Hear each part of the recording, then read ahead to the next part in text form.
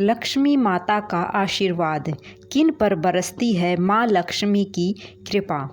एक बार धर्मराज और लक्ष्मी माता लोगों की परीक्षा लेने के लिए संध्या में अत्यंत बूढ़े स्त्री पुरुष का रूप धारण करके पृथ्वीलोक में आए।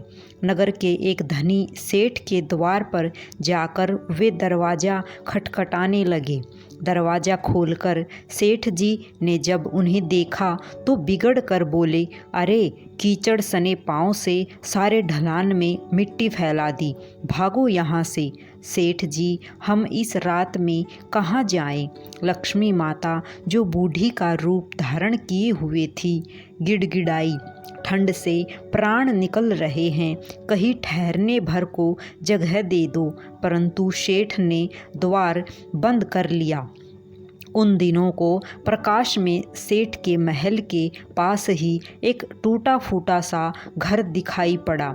उसके टूटे किवाड़ से दिए के प्रकाश की एक किरण दिखाई पड़ी। बूढ़े ने बुढ़िया से कहा, आओ चलो उस घर में ही आश्रय मांग कर देखें। बुढ़िया ने कहा, जब इतने बड़े सेठ ने अपने यहाँ स्थान नहीं दिया तो ये कंगाल क्या देंगे, और ठहरने को जगह मिल भी गई तो रात भर में बिना ओढ़ने बिछोने के इन फटे भीगे कपड़ों में तो प्राण ही निकल जाएंगे।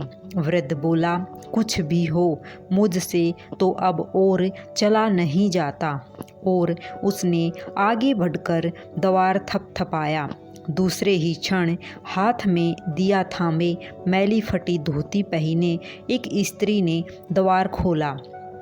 उन दोनों की दशा देखते ही वह करुणा भरे स्वर में बोली, हाय हाय, तुम इस अंधेरी रात से मैं कहाँ भटक रहे हो, आओ आओ भीतर आ जाओ। उन्हें सहारा देकर वह भीतर ले गई। छोटी सी कोठरी में दो टूटी फूटी चारपाइयाँ पड़ी थीं।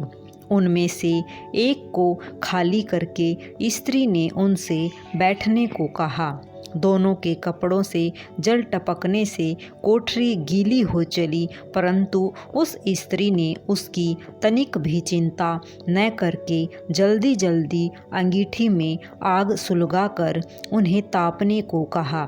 फिर दो पुराने परंतु धुले हुए कपड़े लाकर बोली, बाबा आप लोग अपने भीगे कपड़े उतार कर इन्हें लपेट लो। क्या करूं, मैं बहुत गरीब हूं, इससे इन्हीं दो कपड़ों में गुजर करनी होगी। आपके कपड़े मैं निचोड़ कर फैला दूंगी। उन्हें कपड़े बदलवा कर वह अंदर गई और दो पीतल की छोटी छोटी थालियों में बथुए का साग तथा बाजरे की रोटियां रख कर ले आई। माताजी, उसने वृद्धा से कहा, आज मेरे घर में यही भगवान का प्रसाद है। मुझे बहुत दुख है कि न तो घर में घी है, न ही दूध और न ही चीनी। कोई बात नहीं बेटी, हमें तो यह भोजन बड़ा स्वादिष्ट लगा। वे दोनों खाते हुए बोले। थोड़ी देर में उस स्त्री का पति भी आ गया। वह बेचारा भी रोजगार की तलाश में दिन भर घूमकर अब थका हारा लौटा था। पत्नी ने अतिथियों को भोजन खिला देने के बाद उसे चुपके से उनके बारे में बता दिया था। सुनकर वह भी बड़ा प्रसन्न हुआ। फिर दोनों ने अपने बिछोने उन दोनों वृद्धों को देकर उन्हें तो खाट पर सुलाया और आप दोनों एक फटा टाट ओढ़कर धरती पर लेट गए। प्रातःकाल ही जब बारिश बंद हो गई तो वे बूढ़े बुढ़िया जाने लगे। साधना ने उन्हें हाथ जोड़कर सूरज निकलने तक रोका। फिर घर में जो 4 दाने पड़े थे उन्हें पीसकर आटा गूँथ रोटियां बना उनके साथ बांध दी और कहा, माता हम निर्धन हैं, इसी से जैसी सेवा करनी चाहिए थी वैसी कर न सकी, आशा है आप क्षमा करेंगी। बुढ़िया ने उत्तर दिया, बेटी हम गरीबों की जो सेवा तूने की उसका फल तुझे भगवान देंगे, पर आज तो तू जो चीज़ छुएगी वह दिन भर खाली न होगी। वे लोग चले गए तो साधना को अपनी बथुए की हांडी को साफ करने की याद आई। रसोई में जाकर उसने हांडी उठाई तो देखकर आश्चर्य से भर उठी। उस हांडी में अशरफियाँ भरी हुई थी। अब जो उसने उसे उलट कर रखा तो वह दोबारा भर गई। वह उन अशरफियों को उठाकर रखती और हांडी में दूसरी भर जाती। दिन भर में उसकी कोठरी अशरफियों से भर गई।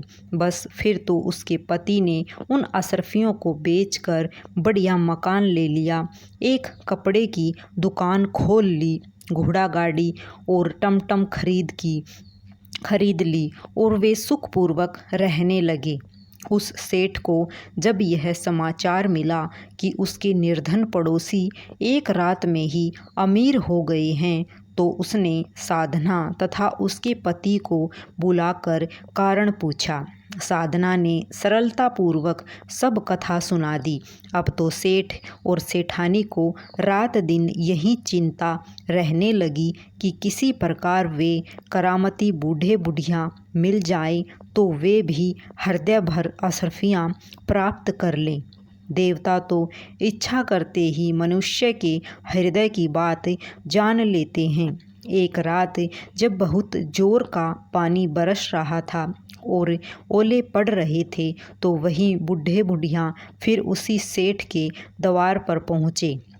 द्वार पर खटखट सुनते ही सेठ ने बिजली के प्रकाश में से झांककर उन्हें पहचान लिया और जल्दी जल्दी अपने स्त्री को उन्हें लेने भेजा। बिजली बुझाकर एक दिया हाथ में लेकर सेठानी बाहर आई और झूठी ममता दिखाकर बोली, हाय हाय बाबा, तुम कहाँ भटक रहे हो? आओ अंदर आ जाओ। फिर घर की सबसे टूटी चारपाई पर उन्हें बैठा दिया। घर में अनेकों गर्म वस्त्र होते हुए भी वह उनके लिए 2 फटे पुराने वस्त्र ले आई और बोली, बाबा घर में इस समय यहीं उपस्थित है। फिर उनसे बिना पूछे ही घर की सबसे घिसी पुरानी थालियों में बथुए का साग तथा ज्वार की रोटी भी ले आई। ओढ़ने को 2 फटे कंबल भी कहीं से मंगा दिए। फिर सेठ सेठानी भी उसी कमरे में गद्दे बिछाकर धरती पर लेट गई। सवेरे अंधेरे ही जब बूढ़े बुढ़िया जाने लगे तो सेठानी ने चना पीसकर रोटी बनाई और उनके साथ बांध दी और बोली, माता हम बड़े दरिद्र हैं, आपकी सेवा न कर सके, आशा है आप हमें क्षमा करेंगी। बुढ़िया ने कहा, बेटी जैसी सेवा तूने की उसका फल तुम्हें भगवान देगा। हाँ, आज तू जिस काम को हाथ में लेगी वही दिन भर समाप्त न होगा। उन लोगों के जाते ही सेठ सेठानी में झगड़ा हो पड़ा। सेठ चाहता था कि बथुए की हांडी मैं खोलूं और सेठानी चाहती थी कि मैं खोलूं। अंत में दोनों ने एक साथ हांडी पकड़ी। इस छीना झपटी में हांडी टूट गई और कमरे में बथुआ ही बथुआ बिखर गया। सेठानी झाड़ू लेकर कमरा धोने लगी। अब वह तो कमरा साफ करती और कमरे में तुरंत ही सड़ा हुआ बथुआ फिर बिखर जाता। सवेरे से संध्या तक उसे कमरा साफ करना पड़ा। ठीक ही तो है, जिसकी जैसी नीयत होती है भगवान उसे वैसा ही फल देते हैं। सभी को राधे राधे, सभी को जय श्री कृष्णा।